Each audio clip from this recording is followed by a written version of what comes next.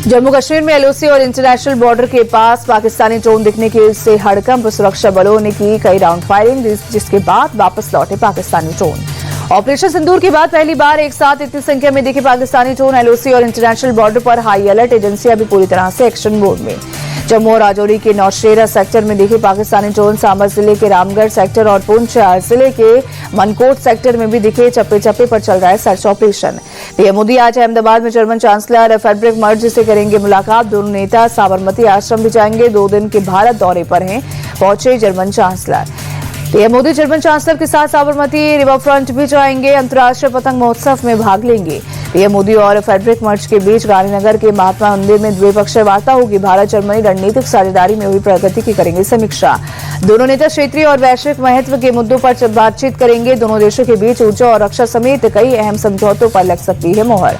सोमनाथ के बाद राजकोट पहुंचे PM Modi. Vibrant Gujarat summit और 13 नए स्मार्ट इंडस्ट्रियल एस्टेट का उद्घाटन किया। कहा, भारत का विकास दुनिया के लिए नजीर बनकर उभरा। पीएम मोदी ने इंफ्रास्ट्रक्चर के साथ बेहतरीन वर्कफोर्स को बताया जरूरी। कहा, पिछले 11 सालों में भारत ने अपनी ग्रोथ रेट को दोगुना किया। गुजरात वाइब्रेंट समिट में शामिल हुए यूक्रेन के राजदूत का बड़ा बयान। पीएम मोदी विश्व में शांति को लेकर महत्वपूर्ण भूमिका निभा रहे हैं।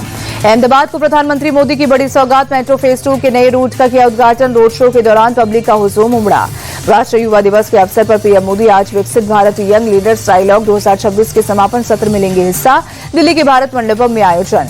पीएम मोदी देश भर के करीब 3,000 युवाओं से करेंगे संवाद। इसके साथ अंतर्राष्ट्रीय प्रवासी समुदाय का प्रतिनिधित्व करने वाले युवा प्रतिनिधियों से करेंगे बातचीत। दिल्ली में विकसित भारत यंग लीडर्स डायलॉग के दूसरे दिन पर रविवार को लगा कलाकारों का जमावड़ा। युवाओं ने पेश किए रंगारंग कार्यक्रम।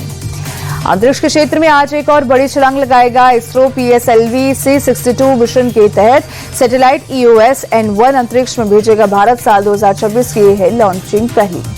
वहीं EOS-N1 अन्वेषा सैटेलाइट को DRDO ने किया है डेवलप।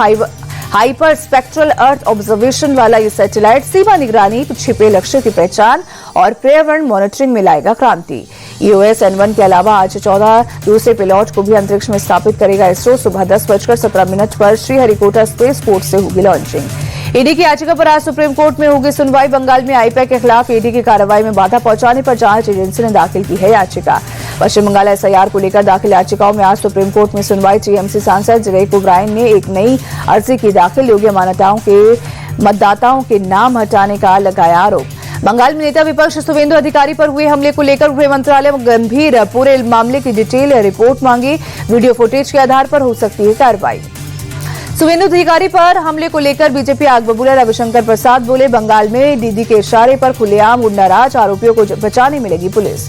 बंगाल बीजेपी अध्यक्ष समीक भट्टाचार्य का आरोप, आईपैक विवाद से ध्यान भटकाने के लिए हमले की कोशिश हुई।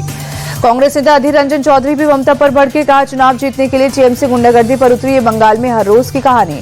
खुद पर हुए हमले को लेकर शुवेंदु अधिकारी का बयान, वामपंथियों की तरह बंगाल से ममता को भी हटाएंगे। कांग्रेस चेयरपर्सन सोनिया गांधी को अस्पताल से मिली छुट्टी। 5 जनवरी को सांस लेने में दिक्कत के चलते हुई थी भर्ती।